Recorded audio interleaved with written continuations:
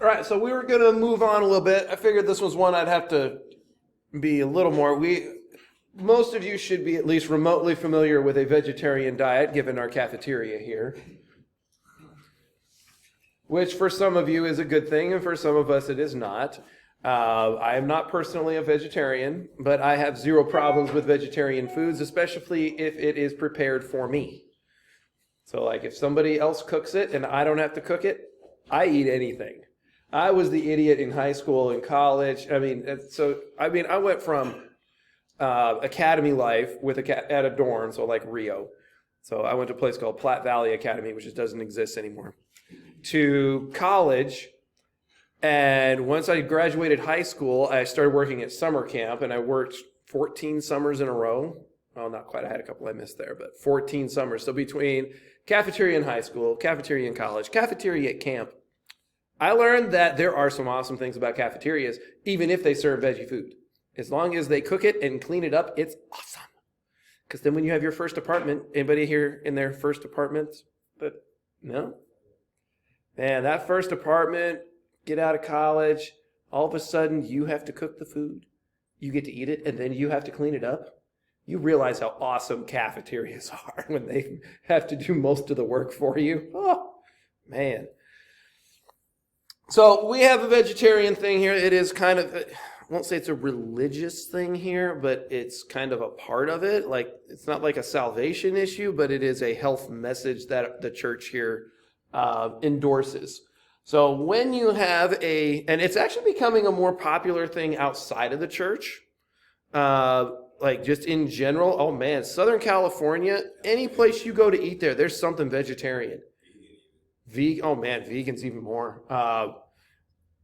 Yeah, there were some summer camps. I know one gal that she was working as the caf lady. By the way, the best person to make friends with at any school is the cafeteria person and the maintenance person. Make good friends with them. Whoever's the person, and even like if you're going to be a DPT, whoever the maintenance person is, make sure you make friends with them. Whoever the other people on the side, this is random side notes of the day here. So what happens when I'm really tired. Make friends with those people that are going to fix your equipment. They will make your life easier, just in general. So things you need to be paying attention to if you have an athlete that is vegetarian. There are different kinds. There are vegan vegetarians. So those are ones that eat zero animal products. So the hardest one is cheese. So they don't eat cheese. They don't eat milk. Nothing that comes out of an animal are they going to eat. Now, my father-in-law is lactose intolerant. So my wife grew up pretty much eating vegan, but didn't know it. Like, until she met me, she didn't know that when you make mashed potatoes and you make a whole pot of it for Thanksgiving, you put a giant handful of shredded cheese into it and you mix it all in there, and that's what makes the mashed potatoes amazing. She saw that, my dad do that the first Thanksgiving we were dating, and she's like, and when she ate them, she was like, never mind, this is amazing. So unhealthy. But yeah, so my wife and I would be more on so lacto means they will eat milk, and cheese is lacto, and then lacto-ovo also means they will eat eggs. So milk and eggs are okay. So you'll have fewer problems with nutrition things when you have a lacto-ovo person, because they're eating some animal things, and there are proteins that, so proteins have amino acids that you have to consume to get. And if you eat meat, you get all of them in one bite. If you are vegetarian, you have to be more careful about what things you have there. So if you have an athlete or a client that's vegetarian, being really cautious of having complete proteins. The easiest ones to think of are beans and rice. So beans and rice together make a complete protein. They will have all the amino acids they need that they need to consume. Peanut butter and jelly on a wheat toast will also have a complete protein with the peanut butter and the wheat toast. I don't believe you get it with white toast and peanut butter. I think they're still missing a couple of amino acids in there, but it's close. So those are the kind of things you just have to be cautious of. Your pre-competition meal is a little bit bigger for somebody that is vegetarian. I remember there was a dude that I went to high school with, and we went to a basketball tournament, and our coach took us out for pizza. And this dude ate, I'm not joking, he was probably 6'5". He was our center, vegan guy. And he ate, I'm not kidding, 2 whole large pizzas by himself. And I was like, how do you do that? He's like, there's no cheese on it. It's not that filling.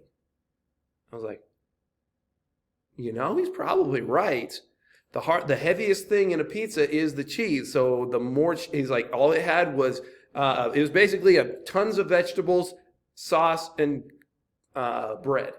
And the bread was pretty thin. So I'm like, okay, so he basically just ate 2 giant platefuls of vegetables with a thin crust pizza, or with a thin crust.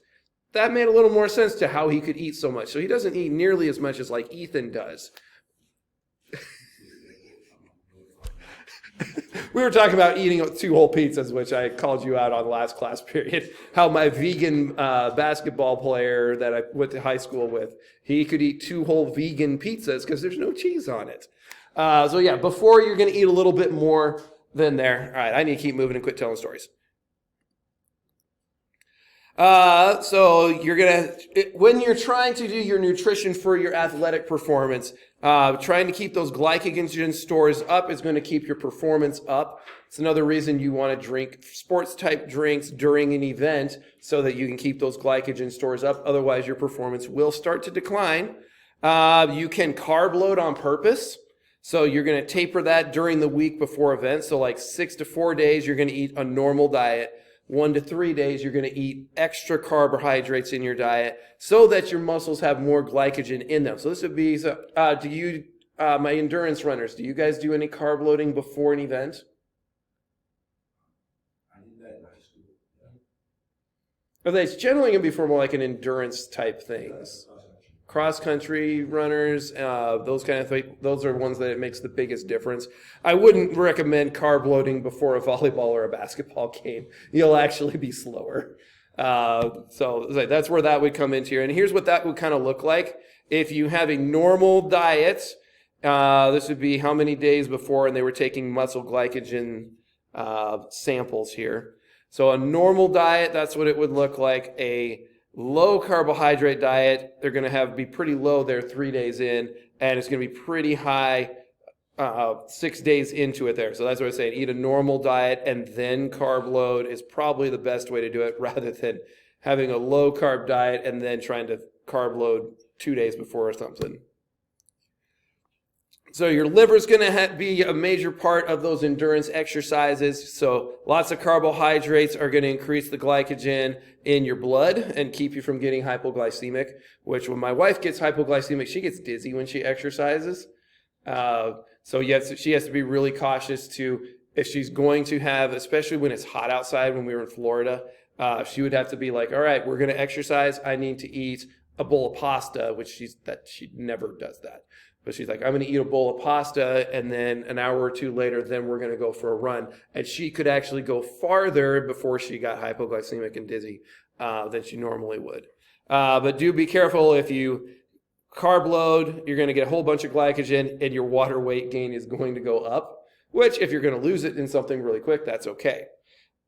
That's also what like wrestlers are going to do, ultimate fighters. The moment they're done weighing in, they should start carbs, liquid, trying to just load up as much as they can until the event happens, which is usually like a day later.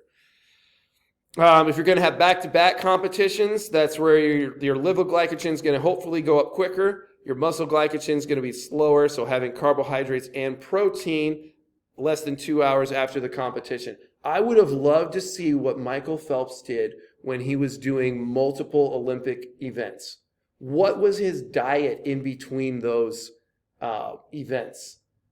Like, it would just been fascinating to me to know, like, I'm sure they planned out the entire Olympics for the whole 2 weeks that he was there. He was actually there more than that because some of the swimming events actually happened before the opening ceremonies. So it's like, man, that would have been just fascinating to know. So these would be your glycogen stores and how fast they recover. So glycogen synthesis goes up as it goes down, and there's an inverse relationship there. So as your body's gaining more, your glucose is going to go down, and yeah, back and forth. Keeping going here. So composition of sports drinks. So water plus energy, carbohydrates, and electrolytes. Those are all going to have performance benefits. Carbohydrate concentration and energy. So the carbohydrate goes up as your gastric parts just empties. So most drinks have 6 to 8 grams per 100 milliliters. So those sources can be changed depending on the kind you do. So a 30 to 60 grams of carbohydrates during competition. If you're going to do that with a sport drink, that means you would need 600 to 800 or 3 to 600 milliliters to get that numbers that you would need. So several drinks is what you're going to need for an entire game. Other things that are going to be in there would be sodium, so glucose and sodium absorption. As your thirst goes up, you're going to be more thirsty, so they want 20 to 60 milliliters per drink there. So that's why there's sodium in your stuff, or in a sports drinks. Most of the time, they're going to have pretty light flavors. I don't know if you've noticed that in most of your Gatorade type things, they only have kind of a little bit of flavor compared to like apple juice is a lot stronger. Though one other side note, I've actually challenged my athletes, and I had some basketball players that tried this. Rather than drinking sports drinks at like halftime of the basketball game, they would pass around apples, because of the juice that's in it is actually very similar to what you'd get in a sports drink. And so at halftime, we would have a dozen apples, and everybody's be at halftime. And I don't take my players back any place during halftimes just because I don't want to waste the time to walk there. And most of your halftimes in high school are like 10 minutes. College has like 20, so it's a lot longer. So I will just keep them there on the bench. And so here comes my basketball team all eating apples during halftime. It just looks like they're all just like snacking, but there's actually science behind it. So switching gears here a little bit. Let's take a standing break in there. That's a good spot there just to change it up a little bit. I need some liquid.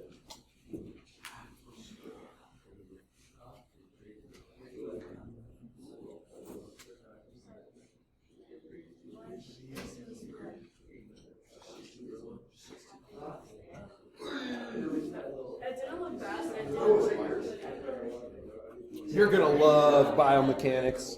I pull out a golf club like every other day. Yeah, I took it. You don't have it out. Yep. Wait, is this your set? No. This is the club you had. There's probably more in there. Yeah, there's a whole set in there. I have a very old set. I mean, if nobody wants to take it. No, I end up doing a lot of. I have the clubs out all the time for. Yeah, you gotta be platinum on mine. Oh, that's right. That was this fun. grip is pretty nice. Really, it's weird because it's narrow at the end and thicker in the I'm front. gonna say it like actually shrinks. That's what I'm about.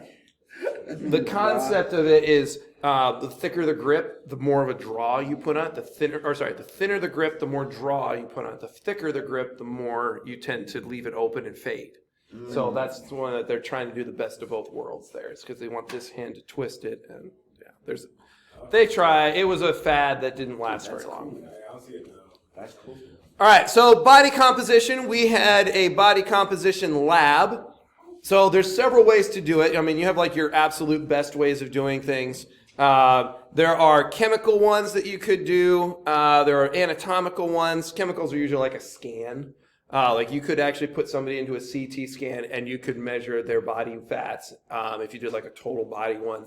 That would be very expensive to use a CT scan to figure out somebody's weight. So probably not going to be useful. I mean, I get a CT scan every like 3 months right now, and it's like $600 to me.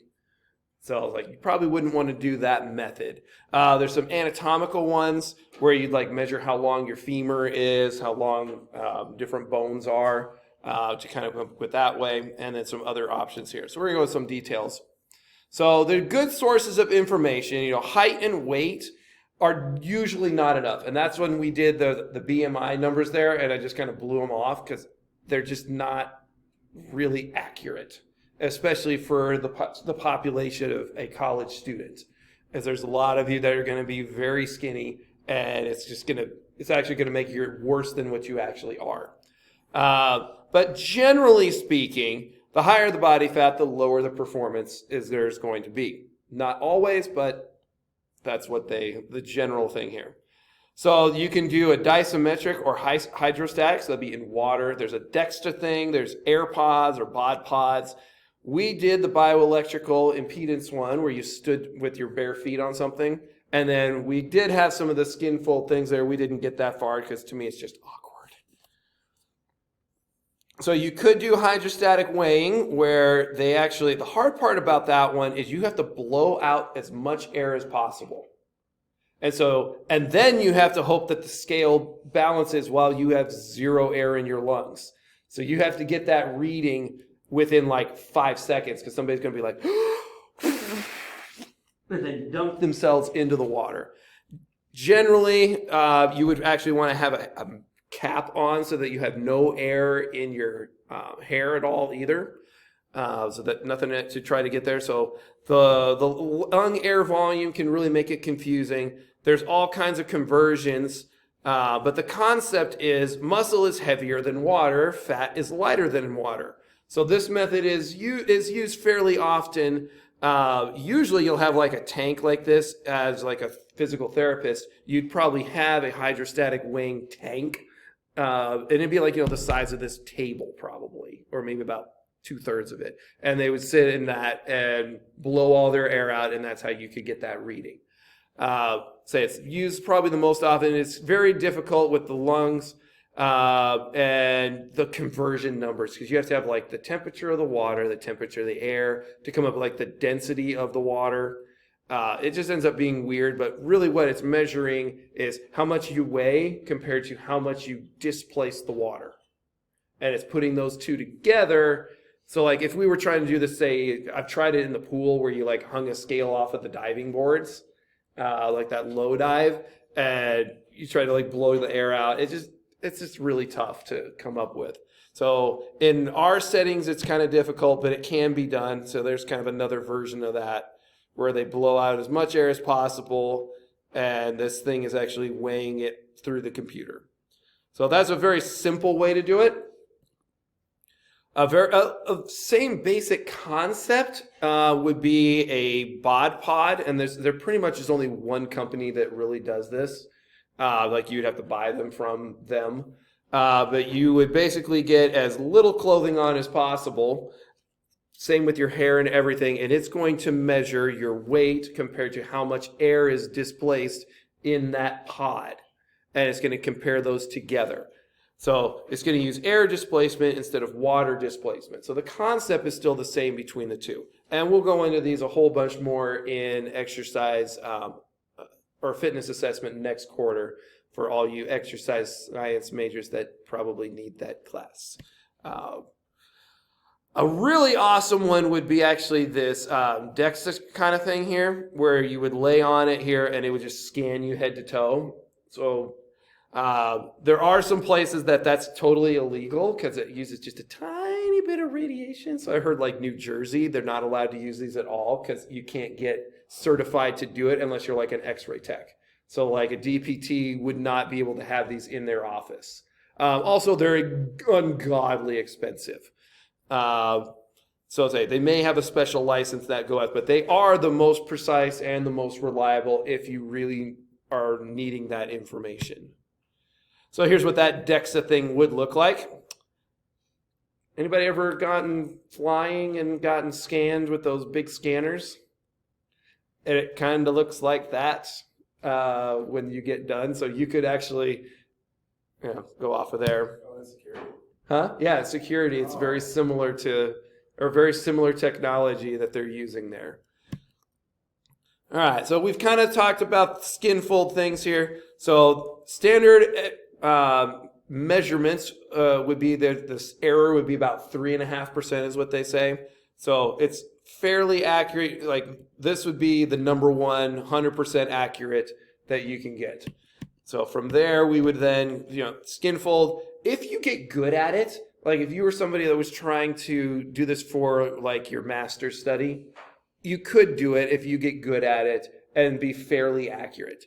But trying it once in a class is probably not going to be accurate. Bioelectric impedance is probably easier, and that's what you guys were doing standing on that scale. So electrodes on, I have seen ones that you like hold something as well, and those would be even more accurate. So those would have like 2.5 to 6.5%. So reasonably accurate, but could be, as I say, they kind of go off the fact of fat-free mass is a good conductor of electricity, and fat is a poor conductor. So as it's going from foot to foot, it's measuring how fast it goes through you. There's what a skin type thing with these calipers, and we have those same ones there. This would be the more accurate one with the hand holds for your bioelectrical impedance test. So generally speaking, the fat-free mass, including muscle, is the important variable for athletes. So good power strength is going to be somebody who has a higher amount of fat-free mass. So relative body fat is going to be like dead weight, unused stored energy. Some exceptions to that would be like a sumo wrestler. On the other end of that would be like swimmers. And then weightlifters are generally going to be a little chunkier with their body fat. Also like an NFL lineman are generally going to be a little chunkier.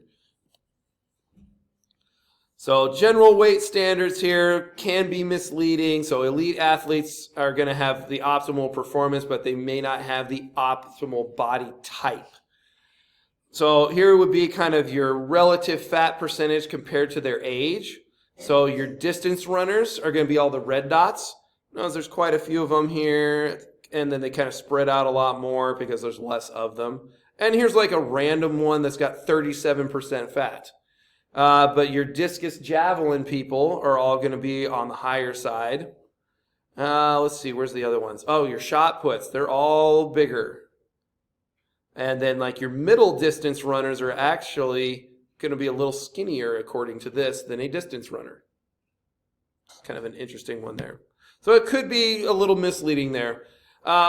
Be really careful as a professional using these weight standards towards your clients. I did have a doctor, after I had my first round of cancer stuff, he started kind of like, well, your weight's a little bit high. And so he was trying to gently try to say, you need to lose a little weight. But just be real careful, is there's sometimes that coaches abuse the weight standards. I've heard the gymnastics world, that's just the one I know the most. But like those Olympic gymnasts, they'd be calling them fat even though they have probably less than 10% body fat. Oh, don't eat that there, you're going to get fat. And they would like fat shame these little girls for gymnastics to make them do what they wanted. So just be real careful about that, because you also don't want their performance to go. And the worst thing you want to do is some comment from a coach or a PT that's going to cause somebody to get so focused on it that they're going to end up developing an eating disorder. So that's why I say weight standards can be really, and it can happen in guys too. So it's not just a female thing. Your wrestlers, your boxers trying to make a weight class. I've seen it there several times as well. Some other things that could happen, you could get dehydration. We've gone into that quite a bit already. You're going to have risk to your kidneys. Chronic fatigue, people being just tired all the time, are going to be underweight, underperform. We'll go into this a little more in another class, but female athlete triad, the three things that could go wrong is when their eating disorder goes bad, then they start having bone disorders actually usually next, and then sometimes they lose their menstrual cycle because they're just going too far. Seen in women of really lean physique, really low body weight or endurance sports. You'll see it in skating, distance, gymnastics is where I've seen it the most. And then running and swimming. It's not as bad anymore, thank goodness. NILs helps with that. You used to see a lot of gymnasts that were like 14, 15, 16, that the young ladies that hadn't even looked like they'd gone through puberty. They were so skinny, they had no hips. They were like, wait, that's not what a 14, 15, 16-year-old girl should look like. And that was probably due to their coaches basically not feeding them, and then they didn't start their menstrual cycle and start going through puberty like they should have. If you see any old gymnastics videos of like the old Russian and Chinese gymnasts, they even wonder, some of the Chinese girls are like, are they even 10 years old? Because they've had them in gymnastics since they were 2, and they just didn't know how old they actually were because they didn't have a birth certificate. So yeah. And then some of them I have on here, they don't develop their hips menstrual cycle until after they retire from gymnastics. So that's gone by the wayside a little bit more since all the like Larry Nassar stuff and the Caroli ranches that they had out in the boonies, where they had these gymnasts that were becoming amazing gymnasts. Yeah, so I've kind of already gone over that. The other one you get worried about is bone and mineral loss. So their bones will be really fragile, and some of those little tiny gymnasts that are not eating as they should. So they can fracture their bones super easy. So we just need to be careful to have appropriate weight standards in our clients or in our athletes. Body composition is better rather than total body weight. Having an optimal range of body fats that you want them to be in, not be like, you need to get down to under 10% body fat. And then just recognition that girls are going to have more body fat than guys. And that's how God made us. Thank goodness. So weight standards are just not always appropriate, and I think I've beat that one with a dead horse there. If you look at Simone Biles, she does not have a normal body type. That's one reason she's so good at what she does. So she's like 4'10", and most of her weight is actually in her shoulders and her torso. And that's just how the Lord made her, and that's why she can do some of the gymnastics moves that she does. Is her center of gravity is different than most, and therefore she has trained that to an Olympic level. That's why she is good, and it's hard to replicate because she won the genetic lottery for gymnastics. Kind of like Michael Phelps won the genetic lottery for swimming. The dude's got size like 18 feet. His arms are disproportionate to his torso. He also has an extra long torso as well. So it's just everything he has is just built for swimming. Avoid fasting and crazy crash diets. I had some silly ones at summer camp. Guys that would like eat corn until it came out the other end. I had ones that ate watermelon only until they got diarrhea. Those were pretty funny ones. Some of the better ones that they had was like all summer they had a no sugar diet, and they took it as they would look at the labels, and if they had corn syrup or sugar in the first like 6 ingredients, that was a no-go item. And so it actually was really interesting to learn what that was over a summer. So we learned things like some of the veggie meats had a lot of sugar in them. And I didn't know that. So that was an interesting one there. So optimal weight loss, and this is something you would have to be as the professional watching in your clients, 0.5 pound to 1 pound a week. So if you have a client that's losing more than that, pretty much after the first week, because that first week they're going to have a ton of water weight, so they'll lose like 3 or 4 pounds the first week, and then keeping it to that 0.5 pound to 1 pound. Slowing, also the closer you get to your goal, the slower it's going to happen as well there. Overweight and obesity, we're going to talk about this a lot here. So body weight exceeds the national standards for their frame. Terminology is very much not precise.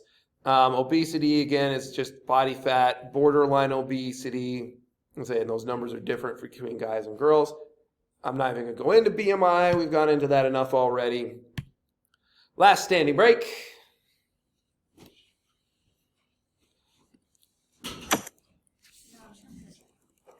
All right, so while we're going here on your standing break, so there is data from 1985 to 2010, and this would have been on like hospital admissions as they grabbed height and weight data.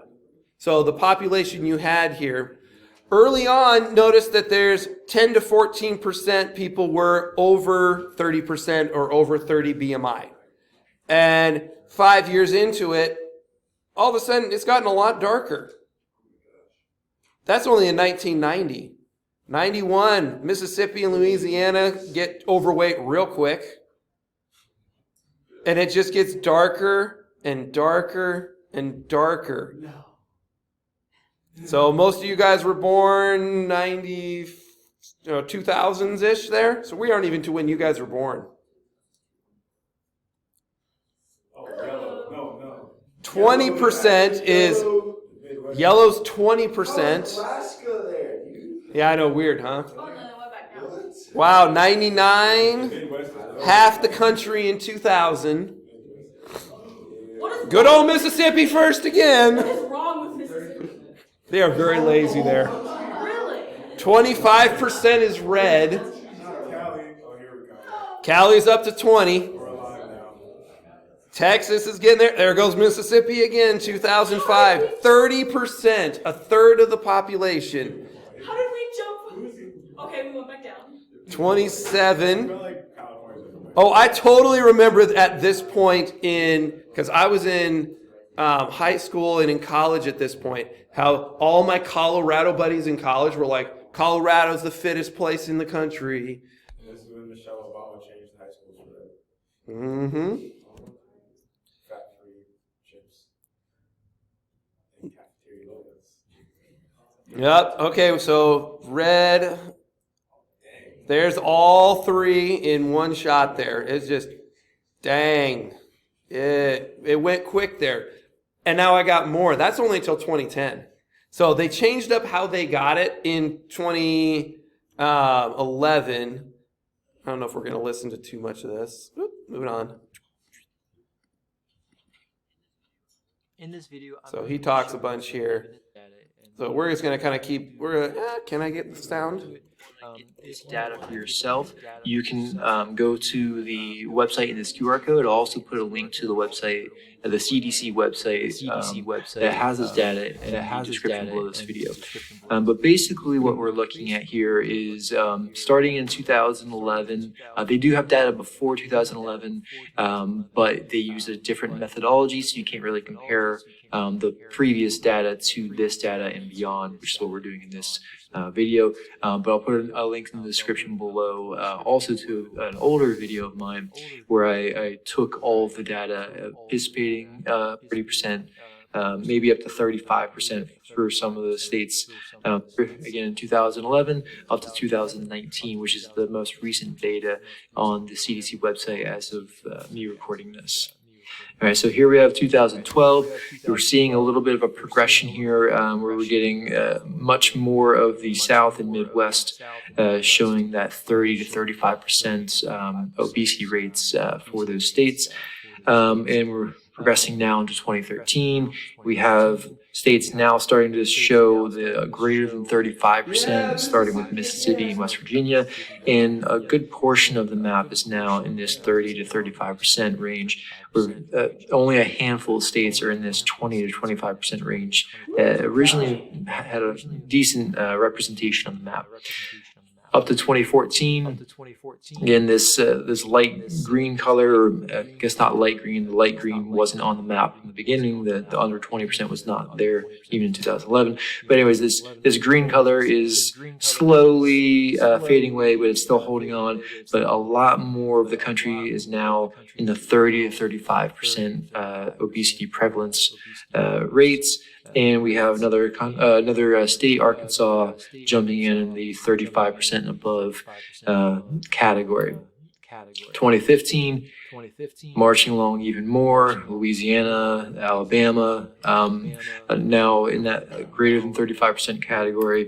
2016, the green color is almost completely gone. Everything is pretty much 25% obesity prevalence rates or higher, most of it being the 30 to 35% category. 2017 progresses even more. 2018 progresses even more. Up to 2019, which again is the newest data that the CDC website has currently on their website. And you see that there's basically just Washington, D.C., which is essentially just a single city, and Colorado are the only two states left in that 20 to 25% category. Almost the entire map is at 30 to, or at least 30% obesity rates or above. There's a handful left in the 25 to 30% range. I don't understand. The Midwest is crazy. What are they? Colorado just has altitude. Are they not like working in the fields? A lot of bike riding going on in Colorado too. That's what I remember. Is there's a lot of bike commuters in the cities there where they're getting a lot of this stuff from. See if I can get this up on here. The Midwest is crazy. Yeah. When we get to the end of class, I've got the most current one. Or you could actually shoot, if you want to pop your phone up and click that one, it goes right to it. So you want to see what 2023 is. California got worse. Oddly enough, Nevada got better. And Colorado stayed there.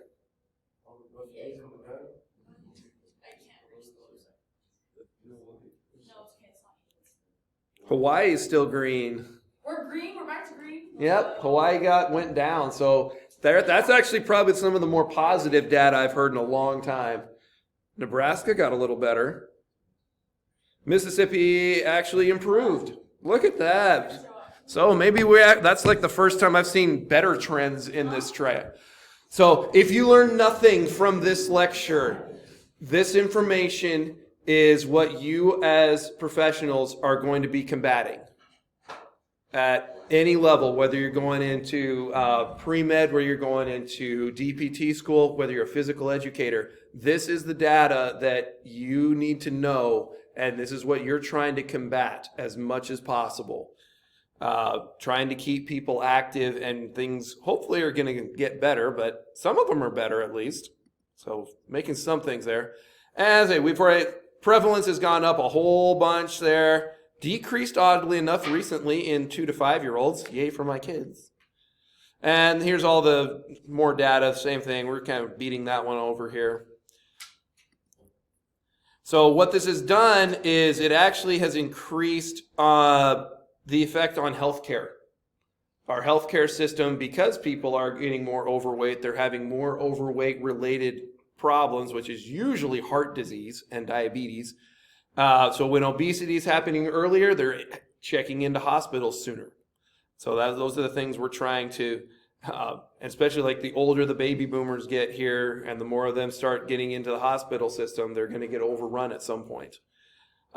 Same things happening in other countries. Data's a little sparse on that one, but overall it seems that it's happening to all countries in the world. So ways to control body weight. So there's some factors there. Hormones is the first one. There are people that are more prone to being overweight because of the hormones they have. You can combat it to a degree. Your appetite is going to be a main one, and then energy expenditure. So how much you input to output, how much you're there. So there's some other ones that could regulate that set point. So like everybody has a different kind of set point, and you can adjust that with exercise and training and things like that.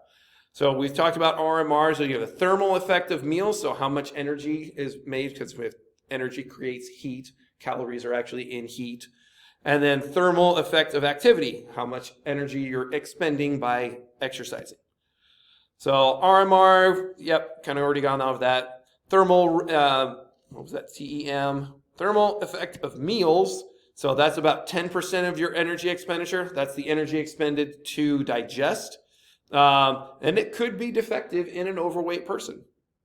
That's another one that's not super well studied, but that's just kind of the guess. And then when you exercise, your energy is going to be used to expend on that activity. So apparently then people in Colorado are expending a lot more energy than the rest of us. Though now that they finally got in and out in Colorado, we know it's going downhill. I know some people in Colorado that drove across the state. I have friends from Nebraska that drove across Nebraska to get to Colorado to go to In and Out. I had some crazy friends that did that. It just cracks me up. So here's kind of like a sedentary person. You have your resting metabolic rate is about 1,500 calories. The effect of how much it takes to eat or to digest your food. And then all those things walking around the house, that less than 5,000 steps. So as somebody is exercising more, you're actually going to, as you're recovering, going to take more non-exercise, probably more walking. People walking to go, using the stairs, parking further away are all things that happen, that improve. And then adding exercise on top of that. So this is how many calories approximately that a physically active person is using compared to a sedentary person who's getting less than 5,000 steps a day. There are some other things that could be, say, hereditary. We've talked about that. There could be hormone imbalances. One of my good friends growing up, he had a thyroid problem, and it actually overkilled his system, and he actually burned more calories than he should have. So he went from like a 200-pound senior or junior to a 150-pound senior. And it was because his thyroid was overactive, and he burned more calories than he should have. Most of the time, though, it's going to be lifestyle habits. Improper diet, cultural habits. We all love to sit down and watch movies, play video games, whatever. I'm guilty of that as well. Sitting on our phones. So energy balance is the key to weight loss and prevention of weight gain. Pretty simple there. And we'll go into that a whole bunch. Morbidity is your chance of disease. Mortality is your death from disease. Higher overweight and obesity is going to higher mortality rate. My mom texted me and said that her doc said she has heart problems now that are developing, and it's because of her obesity. And those obesity has made it so she can't walk, so she was using a walker now. And now the doc says her heart's having more problems. I'm not going to go to Florida to see that side of the family because I don't know how many more times I'm going to see my mom. So for Christmas break, I'm only going to go to Nebraska. I'm going to have 5 days there by myself with just my parents. And then my wife and kid are going to come later from Florida. So I'm just going to skip that leg of the trip because I don't know how many times I'm going to see my mom anymore. It was a pretty big wake-up call to me. I was like, oh man, I don't know if my mom's going to make it to next year's Christmas. That's a scary thought. So moving along there. So all the things that can happen from being overweight, most of the time it's cardiovascular disease. And then dyslipidemia is going to be problems with your blood and too many lipids in the body. Cancer, going to happen more often. Liver, gallbladder, those are all kind of related there. Sleep apnea, and then mental illness can all happen from that. These are all things we should be pretty familiar with, so I'm just going to skip over them here. You can have different body shapes. So some people are more android, so it's going to be more up at the top. You're going to have people that have it more in their hips and their hind parts. And it doesn't have to be gender specific there. So don't just because it's more often in females because they have wider hips. But I've definitely seen both kind of shapes. Let's see, other health problems. Yeah, weight loss reduces the severity of pretty much all those weight problem things that can happen there. Be careful of the emotional, psychological effects that you could have on your clients or on your athletes or on your students. I'm having to work on that with even some of my basketball players today. Somebody was making fun of them because they were too fat and too slow. And so I had to pull a guy aside after practice this morning, like, you can't say that. We don't say that to anyone, let alone your teammates. So a very simple oversimplification. Weight loss is more calories out to less calories in, or more calories out compared to in. And we already talked about that one. Random side note, I love asking this question. When you lose weight, how does it get out of your body? Sweat? A little bit. About the same as sweat.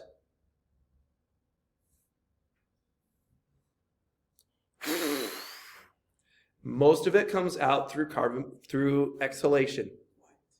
So when you burn fat, it turns into ATP because you burn it up, and then that goes through the blood into the lungs and out. I'm simplifying it a lot, But basically, to lose weight, the energy or the fat actually gets converted through your body and breathed out through carbon dioxide.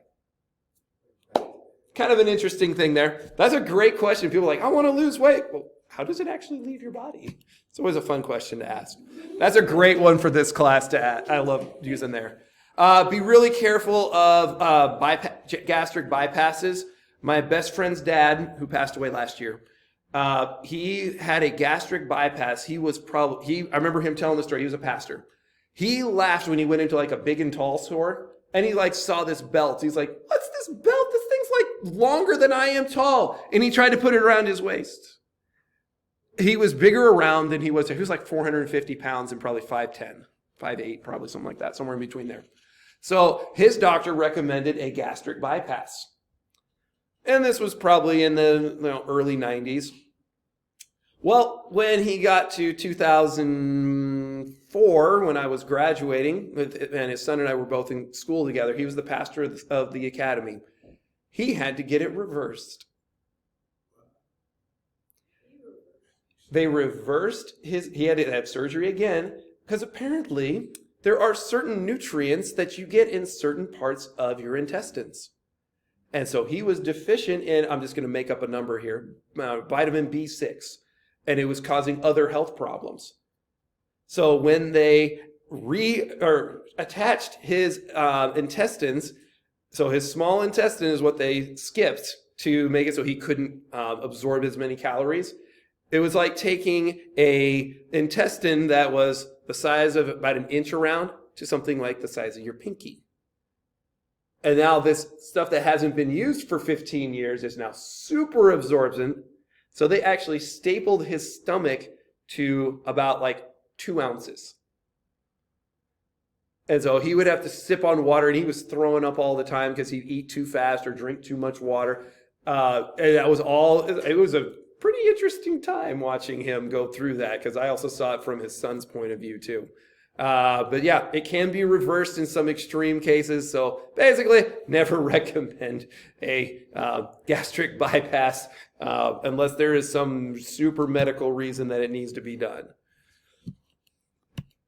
Oh man, so little time. Make sure there's nothing else in here that we need to talk about.